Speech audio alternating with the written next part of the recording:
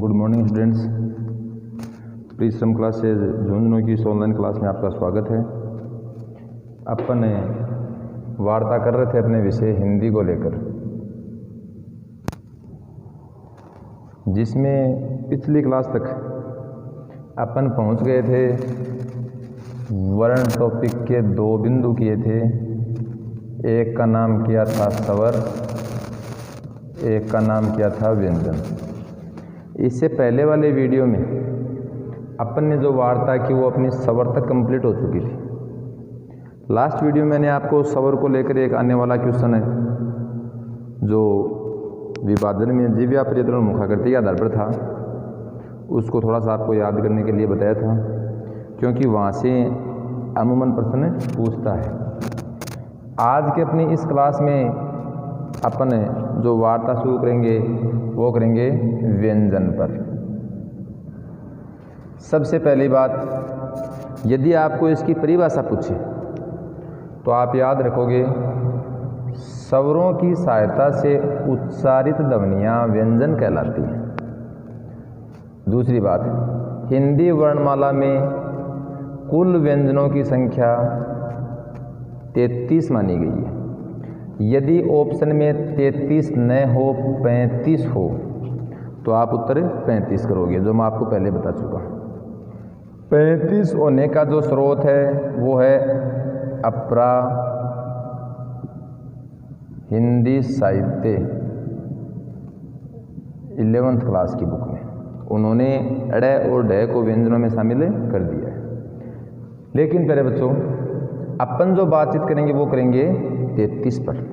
तो पूछा जाए कि व्यंजन मुख्यतः होते हैं तो होते हैं 33, स्वतंत्र वर्ण होते हैं 44, स्वर होते हैं 11। ये जो 33 व्यंजन हैं, इन व्यंजनों को लेकर अपन बातचीत शुरू करें तो देखो, याद करते करते हम यहाँ पहुँचते हैं कि 33 व्यंजनों को चाहे तो इसका नाम मिले मात्रा काल और चाहे इसका नाम मिले नामकरण। मात्रा काल या नामकरण के अनुसार इन्हें 3 भागों में विभाजित किया गया है।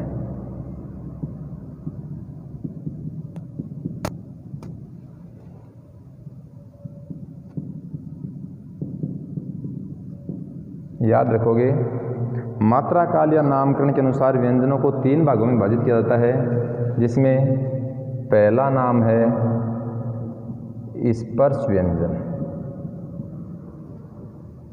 दूसरे भाग का नाम है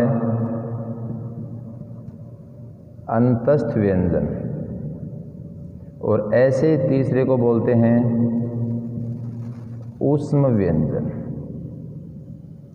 प्यारे बच्चों, यहाँ याद रखने की बात यह है कि यदि मात्रा काल या नामकरण के अनुसार या मात्रा काल या नामकरण के आधार पर आपको व्यंजनों के भाग पूछे तो आपको बताने हैं 3: स्पर्श व्यंजन, अंतस्थ व्यंजन, ऊष्म व्यंजन।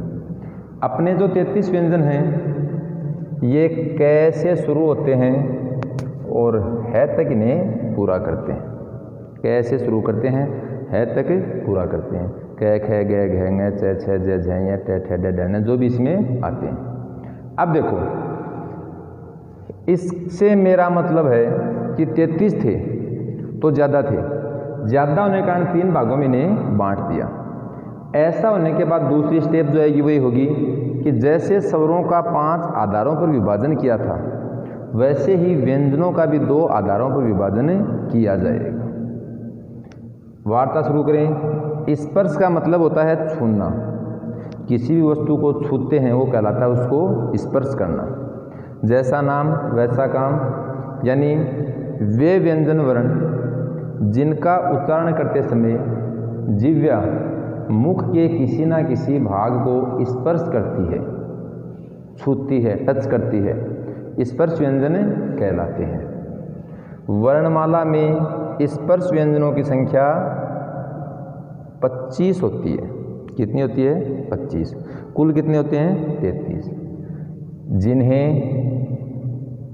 5 वर्गों में रखा जाता है। 5 वर्गों में विभाजित किया जाता है। अपन हर बात को लाइन टू लाइन याद करेंगे कि वे व्यंजन वर्ण जिनका उच्चारण करते समय जिह्वा मुख के किसी न किसी भाग को स्पर्श करती है स्पर्श व्यंजन कहलाते हैं। स्पर्श व्यंजन 25 होते हैं। 5 वर्गों में इन्हें रखा जाता है। 5 वर्गों में रखा जाता है, इसीलिए इनका दूसरा नाम आपको वर्गीय व्यंजन भी मिलता है। अतः इसे वर्गीय व्यंजन भी कहा जाता है। अपने जो 5 वर्ग हैं इनकी अपन बात करें तो 5 वर्ग जो हैं वो पहला वर्ण जो है, पहला व्यंजन जो है, इसे शामिल किया गया है। जैसे मैं आपको बताऊं, एक का नाम रख दिया कै वर्ग, दूसरा जय वर्ग, ऐसे ही टै वर्ग, तय वर्ग और पै वर्ग। कहने का मतलब है कि कै वर्ग के 5 व्यंजन हैं, कै, ख, ग, घ, ङ। कई बार अपन गलती करते हैं, इसे अपन कै का पंचम वर्ण मानते हैं। यह कै का 5वां नहीं है, यह एक स्वतंत्र ध्वनि है, इसे बोलते हैं अड़। कै का 5वां जो होता है वो होता है आगे, जिसका नाम होता है ङ, नाक और मुख से। याद रखोगे, ये मेरा आधा करने के लिए अलंत है, ये जो अपन लगाते हैं ये आगे लगता है, ये और ये 2 बातें। यदि सड़क लिखोगे तो ये लिखना पड़ेगा। यदि आपको कंगन शब्द में अनुस्वार का स्थान बताओ, अनुस्वार के स्थान को लेकर एक बार प्रश्न पूछा गया है। अनुस्वार का स्थान जो होता है वो सदैव अनुस्वार के बाद वाले का 5वां व्यंजन होता है, व्यंजन होता है, जो भी है।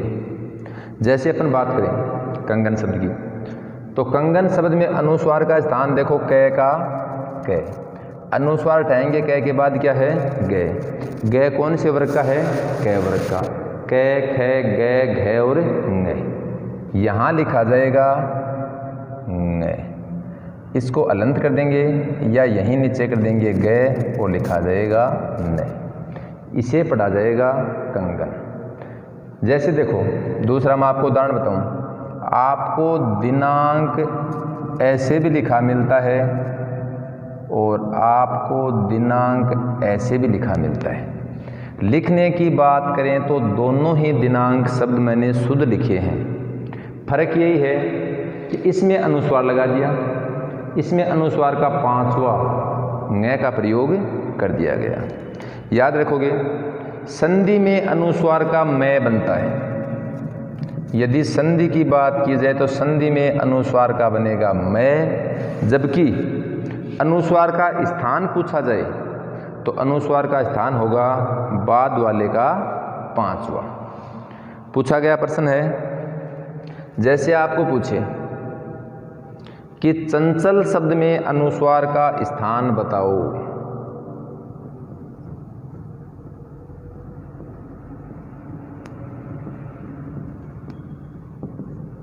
अनुस्वार का स्थान होगा। ऐसी स्थिति में आपको पहला ऑप्शन मिलेगा मैं, दूसरा मिलेगा ने, तीसरा आपको मिल जाए ये और चौथा आपको मिल जाए ये। बहुत ही अच्छे ऑप्शन हैं। चारों ही ऑप्शनों की अपन बात करें, देखो मैंने बताया कि जब संधि में अनुस्वार को हटाने की आवश्यकता पड़ेगी वहाँ इसका मैं बनेगा। अपन संधि नहीं पढ़ रही, ये अनुस्वार का स्थान पूछ रहा है। अनुस्वार के स्थान की बात करें तो मैंने आपको अभी बताया कि अनुस्वार का स्थान बाद वाले का 5वां होता है। यहाँ ये अनुस्वार है, बाद में इसके च है, च का 5वां, च, छ, ज, झ और ये।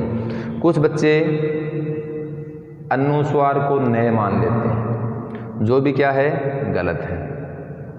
च, छ, देखो च वर्ग की बात करें, च, छ, ज, झ और ये पांचों होते हैं। ये प्रथम, ये 5वां, इसी के नाम से इसको च वर्ग कहा जाएगा। अब देखो ये भी 5वां है, ये भी 5वां है। लेकिन हमें जो पूछा गया है वो व्यंजन रूप में पूछा गया है, न कि अक्षर रूप में। इसलिए यदि इन दोनों में से आपको एक का चुनाव करना पड़े तो आपका सही उत्तर होगा ये, जिसके साथ क्या रहेगा, हलंत रहेगा। मैं मानता हूँ अनुस्वार की लेकर एक छोटी सी बात अपने की थी, वो ये है कि अनुस्वार का स्थान बाद वाले का 5वां। ऐसा ही क्वेश्चन सीटेट में पूछा गया था। सीटेट का क्वेश्चन है, पूछा हुआ है, उसने मंजू में पूछा था।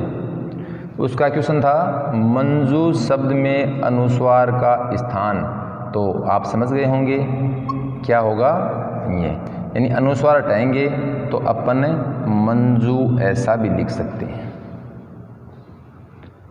अपन अपने मूल टॉपिक की बात करें तो अपन पढ़ते पढ़ते कहाँ पहुँच गए थे। अपन बात कर रहे थे कि स्पर्श व्यंजन जीव या मुख के किसी न किसी भाग को स्पर्श करती है। संख्या में 25 होते हैं, 5 वर्गों में रखते हैं, इसलिए इसका नाम क्या पड़ गया, वर्गीय व्यंजन। आपको यह कहे कि वर्णमाला में स्पर्श व्यंजनों की संख्या, तो भी आपका उत्तर 25 होगा। आपको कहे कि वर्गीय व्यंजनों की संख्या, तो भी आपका उत्तर 25 होगा। ऐसे देखो अंतस्थ व्यंजन, परिभाषाओं पर अपन नहीं जाएंगे क्योंकि परिभाषा एग्जाम में नहीं पूछ जाती। अलग अलग किताबें परिभाषाओं के बारे में आपको अलग अलग कहेंगी। अपन नॉर्मल से याद रखेंगे कि उच्चारण करते समय श्वास वायु रोक कर भी जिसका उच्चारण किया जा सके, इन श्वास वायु को बाहर आने की आवश्यकता नहीं पड़ती। उसे अंतः का मतलब अंदर, स्थय का मतलब स्थित। ये 4 होते हैं, भाषा में इनकी संख्या 4 होती है। ये हैं ये रे ले व। ये रे ले व जो हैं इन्हें अंतस्थ व्यंजन कहा जाएगा। ऐसे ही बात करें ऊष्म व्यंजन, देखो ऊष्म का मतलब होता है गर्म। गर्म से मेरा मतलब है कि वे व्यंजन वर्ण जिनका उच्चारण करते समय श्वास वायु मुख से रगड़ खाकर बाहर निकलती है, यानी अपने जो वाग्यंत्र हैं, वाग्यंत्र से मेरा मतलब है कि जिन माध्यमों से अपन बोलते हैं, इसके बाद वाले विभाजन में आएगा जो आपको टेबल दूसरी याद करनी पड़ेगी। वाग्यंत्रों से स्पर्श करते हुए रगड़ खाते हुए बाहर निकलते, देखो ऐसे हाथों को रगड़ करते हैं, हाथ क्या होते हैं, गरम गरम को क्या बोलते हैं, ऊष्म। इनकी संख्या भी 4 होती है, जो हैं से और है। मैंने बताया कुल व्यंजनों की संख्या 33, 25 और 4 29 और 4 33 व्यंजन जो हैं उनको मैंने आपके सामने रख दिया। यहाँ से एसएससी 10th क्लास लेवल की जो परीक्षा है वहाँ तक क्वेश्चन पूछता है कि निम्न में से अंतस्थ व्यंजन है या नहीं है। जैसे मैं आपसे पूछूं कि स्पर्श व्यंजनों वाला समूह है, नहीं है। समूह बड़ा होता है इसलिए ऊ की मात्रा बड़ी आएगी। स्पर्श व्यंजनों वाला समूह है, नहीं है। पहला ऑप्शन दूं कै गे और यहाँ पर दे दिया आपको तय। दूसरा ऑप्शन दूं मैं आपको फै ठे और नै। तीसरा ऑप्शन दूं मैं आपको ये है जय गे और मैं। और ऐसे ही चौथा ऑप्शन सभी स्पर्श व्यंजन है। वही बात है, जहाँ कहीं भी अपन ने ध्यान नहीं दिया वहीं अपन गलती करेंगे, मतलब नज़र हटी दुर्घटना घटी। देखो अपन बात करें सभी स्पर्श व्यंजन हैं, कै भी स्पर्श है, गे भी स्पर्श है और तय भी स्पर्श है, फै भी है, ठे भी है, नै भी है, जय भी है, गे भी है और मैं भी है। ऐसी स्थिति में अपन उत्तर करेंगे सभी स्पर्श व्यंजन हैं। जो उत्तर अपने जानबूझकर गलत कर दिया है वो कैसे किया, देखो इसके नीचे भी हलंत नहीं है, इसके भी नहीं है, इसके भी नहीं है, मतलब ये तीनों ही क्या हैं, अक्षर हैं, इन्हें व्यंजन नहीं कह सकते। ये प्रश्न पूछने का एक तरीका है। ऐसी स्थिति में आपका सही उत्तर होगा 1 नंबर। यदि इनके हलंत दे और यहाँ आपसे ऑप्शन चेंज करके से कर दे, तो भले 2 होंगे लेकिन एक यदि नहीं है तो वो क्या माना जाएगा, उत्तर माना जाएगा। तो ऐसे छोटे से प्रश्न को लेकर मैं आपके सामने आया हूँ। इसे आप ध्यान में रखोगे कि कौन सा स्पर्श व्यंजन है और कौन सा स्पर्श व्यंजन नहीं है। आगे की बात है, इसी क्रम में अपन आगे चलें तो जो व्यंजन है इसमें से एक क्वेश्चन पूछेगा कौन सा अंतस्थ व्यंजन है, कौन सा नहीं है, कौन सा ऊष्म व्यंजन है, कौन सा ऊष्म व्यंजन नहीं है। जैसे मैं आपसे फिर क्वेश्चन करूं, किस विकल्प के सभी व्यंजन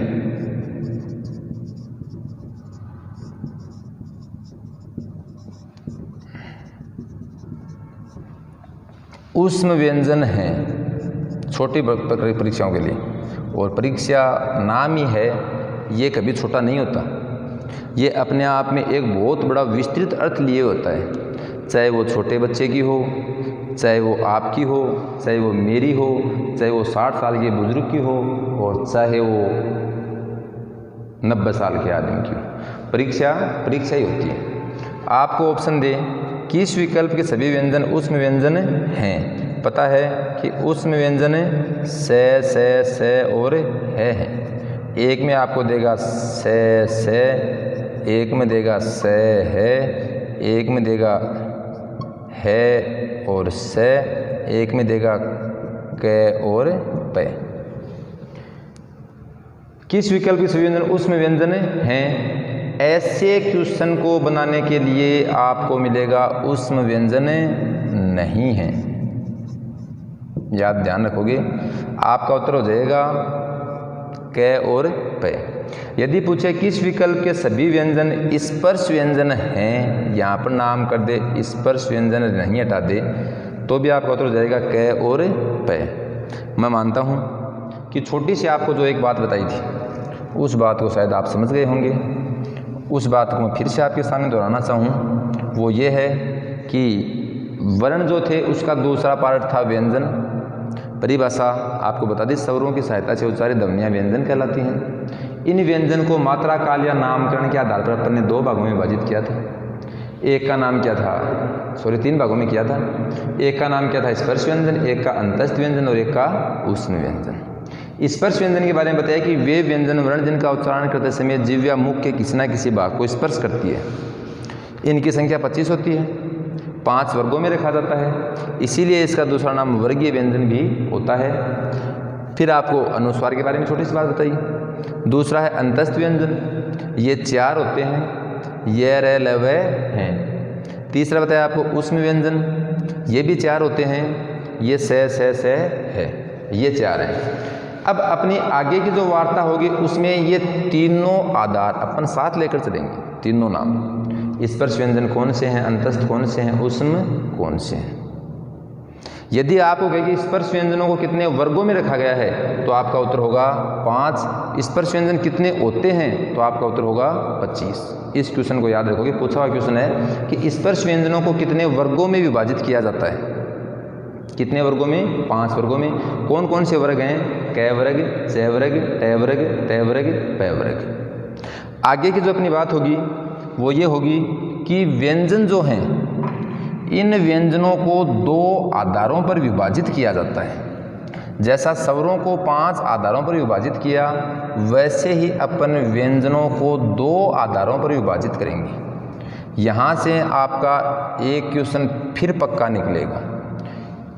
मैं एक की नहीं, आपको 2 या 3 क्वेश्चनों तक की भी गारंटी तो नहीं, लेकिन आश्वासन देता हूँ। बहुत छोटी सी टेबल है यह, चाहे वो 8th क्लास का बच्चा हो, चाहे 9th, चाहे 10th, चाहे 11th और चाहे 12th, सबके काम आने वाली बात है। दूसरी बात, आजकल की किताबों में ये 5th क्लास में ये बात मिल जाती है। इवन 3rd क्लास की बुक में मैंने ऐसे देखा था कि उन्होंने व्यंजनों का विभाजन कर रखा था।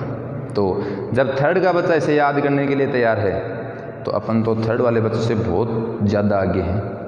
तो थोड़ा सा रिलैक्स मूड में इस कहानी को अपन आगे बढ़ाएंगे। व्यंजनों का विभाजन 2 आधारों पर किया जाता है। वो आय की व्यंजनों का विभाजन कितने आधारों पर किया जाएगा, तो स्पर्श, अंतस्थ और उष्म इसका विभाजन नहीं था। आप 3 उत्तर करोगे, आप गलत कर दोगे। नामकरण या मात्रा काल के आधार पर कितने भागों में बांट दिया, तब आपका उत्तर होगा 3। व्यंजनों को मुख्यतः कितने आधारों पर विभाजित किया है, तब आपका उत्तर होगा 2। एक का नाम है उच्चारण स्थान के आधार पर, और दूसरा है इसका नाम है प्रयत्न में मिलता है, यत्न में मिलता है, प्रयत्न या यत्न के आधार पर। उच्चारण स्थान जो है इस पर अपन आगे पढ़ेंगे, इसके या तो 9 भाग मिलेंगे या 12 भाग मिलेंगे। 9 मिले तो 9 सही, 12 मिले तो 12 सही, लेकिन दोनों एक साथ ऑप्शन नहीं मिलेंगे, या तो 9 मिलेंगे या 12 मिलेंगे। कौन सा कैसे मिलता है अपन बात करेंगे। लेकिन बात करें व्यंजन विभाजन का दूसरा आधार प्रयत्न के आधार पर, मैं बताना चाहूँ प्रयत्न या यत्न के आधार पर इन्हें 3 उप आधारों में विभाजित किया जाता है। आधार बड़ा होता है उप आधार से, जो कहानी सरपंच उप सरपंच की होती है वो ही आधार उप आधार की होती है। नाम ये बड़ा है लेकिन पावरफुल ये होता है। ऐसे ही प्रयत्न या यत्न के आधार पर इन्हें 3 उप आधारों में विभाजित किया जाता है, जिसमें पहला है उच्चारण। सबसे बड़ी गलती तैयारी करने वाले बच्चों की, ये उच्चारण स्थान है, ये उच्चारण है, ये 2 बातें हैं। उच्चारण स्थान में इसके नाम आपको अलग मिलेंगे, उच्चारण में इसके नाम आपको अलग मिलेंगे। आपसे पूछेगा उच्चारण के आधार पर बताओ, ऑप्शन देगा उच्चारण स्थान वाले। अपन तुरंत, जैसे अब मैं बात करूं क, उच्चारण स्थान के आधार पर क कंठ होता है, सब अपन रट के बैठते हैं। लेकिन परीक्षा में उच्चारण स्थान पूछता है, परीक्षा में तो उच्चारण पूछता है। क का उच्चारण बताओ, क का उच्चारण निम्न में से कौन सा है। अपन को पहला ऑप्शन कंठ मिलता है, बड़ी उत्सुकता से एक तो सही कर दिया, जबकि वास्तव में एक तो गलत कर दिया। यदि पूछे कि क का उच्चारण स्थान बताओ, तो आपका उत्तर बिल्कुल सही है, कौन सा, कंठ। मैं कहना चाहूँगा कि ये भाग अलग आएंगे, ये भाग अलग आएंगे उच्चारण के आधार पर। दूसरा जो है वो है स्वरतंत्री के आधार पर, और तीसरा जो है वो है कंपन के आधार पर। यहाँ साफ साफ पूछेगा स्वरतंत्री के आधार पर बताओ, यहाँ पूछेगा कंपन के आधार पर बताओ। ये जो उच्चारण स्थान है इसका आपको नया नाम मिलेगा वर्णों का आधुनिक उच्चारण स्थान। संस्कृत की व्याकरण की बात अलग होगी, लेकिन रीट की तैयारी करने वाले बच्चों से मैं कहना चाहूँगा कि जिन्होंने इस व्याकरण को अच्छे से देख लिया वो संस्कृत के क्वेश्चन भी गलत नहीं करेगा। ये कंठे तला भी उसमें आएंगी, यही मैटर उसमें रहेगा, थोड़ा बहुत बदल जाएगा। अपने शायद क्या अपने स्वर 11 हैं, संस्कृत में आपको स्वर 13 मिल जाएंगे, मूल 9 मिल जाएंगे। ये जो बात आप संस्कृत में देख लोगे। अब अपन बात करें, देखो आपने अघोष, सघोष, अल्पप्राण, महाप्राण का नाम खूब सुना होगा। इस भाग में स्वर और व्यंजन दोनों की चर्चा की जाएगी, इसलिए वर्ण नाम मिलेगा। इन दोनों में भी स्वर और व्यंजन दोनों की चर्चा की जाएगी, इसलिए वर्ण नाम मिलेगा, यानी स्वर व्यंजन दोनों आएंगे। स्वरतंत्री के आधार पर जो 2 भाग हैं, स्वरतंत्री देखो परिभाषा में नहीं बता रहा, मैं आपको याद करने का थोड़ा सा तरीका बता रहा हूँ। अपन जब बोलते हैं तो या तो अपन धीरे बोलते हैं या अपन तेज बोलते हैं। क्या करने, ये लो मारता मारता मेरे जी निकल गो, वो जी निकल गो मतलब वो जोरों बोल रहे हैं, और धीरे बोले मतलब धीरे बोल रहे हैं। उसी हिसाब से स्वरतंत्री के आधार पर इसके फिर 2 भाग कर देंगे। एक का नाम होगा धीरे बोलेंगे तो अल्प प्राण, तेज बोलेंगे तो महाप्राण। अल्प प्राण और महाप्राण स्वरतंत्री के आधार पर होते हैं। ऐसे ही कंपन के आधार पर भी 2 करेंगे, एक होगा अघोष, एक होगा सघोष। सघोष का ही दूसरा नाम होगा घोष। बहुत बार परीक्षा में पूछा गया प्रश्न है कि कौन सा विलोम युग्म असंगत है।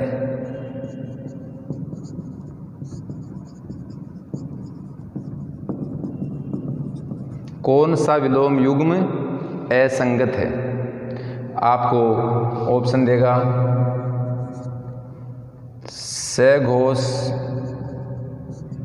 और घोष, दूसरा देगा अनुनासिक निर्नुनासिक, तीसरा अपना सरल सा है आकाश पाताल, और चौथा आपको दे सभी सही हैं। फिर अपने गलती करते हैं, जहाँ जहाँ गलती करते हैं उन बातों को ध्यान में रखेंगे। अपन देख लेते हैं कि सघोष का विलोम शब्द घोष और घोष का विलोम शब्द सघोष, अनुनासिक का विलोम शब्द निर्नुनासिक, निर्नुनासिक का विलोम शब्द अनुनासिक, आकाश का विलोम शब्द पाताल, पाताल का विलोम शब्द आकाश। अपन उत्तर करते हैं सभी सही है। बहुत खुश होते हैं कि बहुत सरल क्वेश्चन पूछा, लेकिन अपन ने यहाँ पर एक क्वेश्चन फिर खो दिया। क्यों? क्योंकि ये दोनों असंगत हैं। असंगत का मतलब विलोम शब्द की जो मर्यादा है उसे पूरा नहीं कर रही, एक दूसरे के ऑपोजिट नहीं है, एक दूसरे के उल्टे नहीं है। क्यों?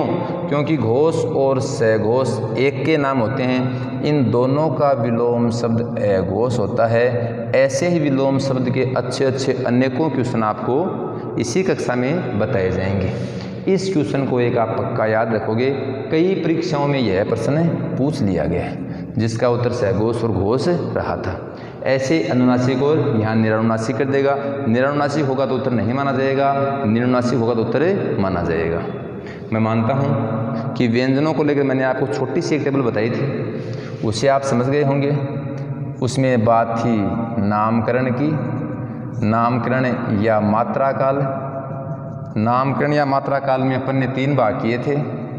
उसमें एक था स्पर्श, एक था अंतस्थ, एक था उष्ण। उसके बाद 2 आधार किए, एक किया उच्चारण स्थान के आधार पर, एक किया यत्न या प्रयत्न के आधार पर। उच्चारण स्थान वाले में अपन ने इसके 9 भाग और 12 भाग दोनों अलग पढ़ेंगे। 9 कब हैं, 12 कब आपको बताएंगे। यत्न या प्रयत्न पर 3 उप आधार किए, एक का नाम क्या उच्चारण, फिर मैं दोहरा रहा हूँ, इसमें और इसमें अंतर है। दूसरा किया स्वरतंत्री, तीसरा किया कंपन। स्वरतंत्री के आधार पर 2 किए अल्पप्राण और महाप्राण, कंपन के आधार पर 2 किए अघोष और सघोष।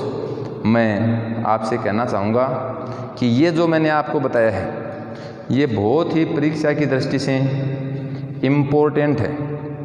तो मेरी आपसे विनती है कि आप आज की इस कक्षा में 2 बार 3 बार 5 बार जितनी बार आप लिख सको इतने को ज़रूर याद करोगे। ये बात क्या है, ये कहाँ है, ये कहाँ है, बाकी की वार्ता कल। धन्यवाद। और मैं भूल गया इन दिनों में कहना, चैनल को ज़रूर देखें, लाइक करें, सब्सक्राइब करें, और प्रोत्साहन को बढ़ाने के लिए जैसा आपको उचित लगे वैसा आप कमेंट भी ज़रूर करें। धन्यवाद।